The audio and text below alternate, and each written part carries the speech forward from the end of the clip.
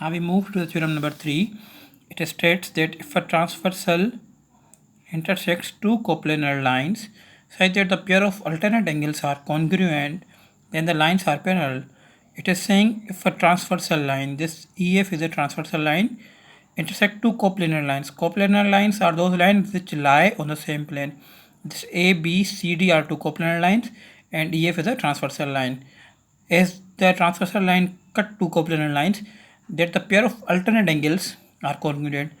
This is a pair of alternate angles. This 1 and 2 are two alternate angles and they are congruent. Then the lines are parallel. Then these two lines are parallel. We have to show.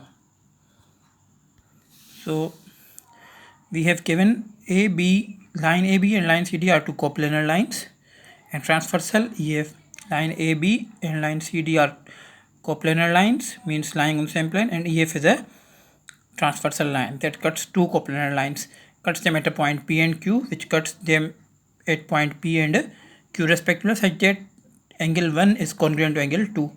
The angle 1 is congruent to angle 2, pair of alternate angles. We have to prove that AB, line AB is parallel to line CD. We have to prove that line AB is parallel to line C to D. To prove, we have written on contrary basis means we take its opposite. Like if AB and C, we are taking if AB and CD are not parallel, means we have to prove that they are parallel, but we are taking on contrary basis, means opposite basis. We are taking if AB and CD are not parallel, then being coplanar, they will meet at a point, say at R. Okay, this sentence is saying if AB and CD are not parallel lines and they are coplanar, means lying on the same plane, so they will meet at a point, because only parallel lines do not meet while all other lines meet if they are on the same plane. And PQR will be a triangle, look like figure 2, and PQR will be a triangle, as this line P will go and cut at some point R to this point. There is a point Q, and as this move and this line will move, they will cut because they are not parallel, so they will cut and make a triangle PQR.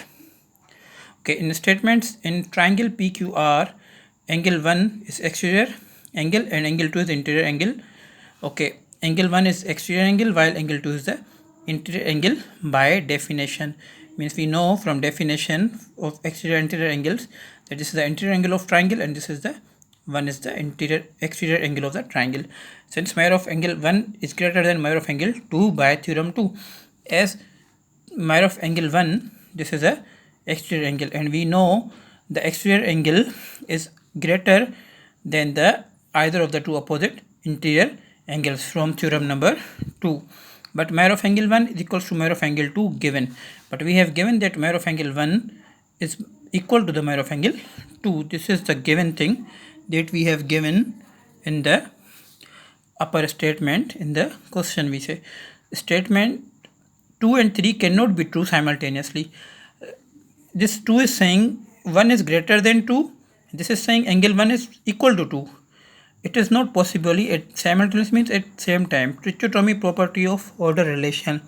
This is saying trichotomy property. We must yes, this is the trichotomy property which says for any two real numbers, whether x is greater than y or x equals to y or x is less than y, any quantity must be greater or equal or less than, not two things at the same time. So this shows whether the one is greater than 2 or whether the one is equal to 2. So this is the trichotomy property of order relation. Hence angle 1 is greater than angle 2 is true because we have given this thing in question that 1 is equal to 2. So we go with this thing, and AB and CD do not intersect. So AB, line AB and line CD will not intersect. Our assumption is wrong. So the thing which we have taken on contrary basis, opposite basis, what we have taken, that two lines are not parallel. So the two lines are not parallel. So it is the wrong thing, because it is the now conclusion that our assumption is wrong. Our assumption was wrong. Or AB is parallel to CD because they are coplanar and do not intersect. Now we say AB is parallel to CD because they are coplanar, means lying on same plane and do not intersect. This is the complete proof of theorem number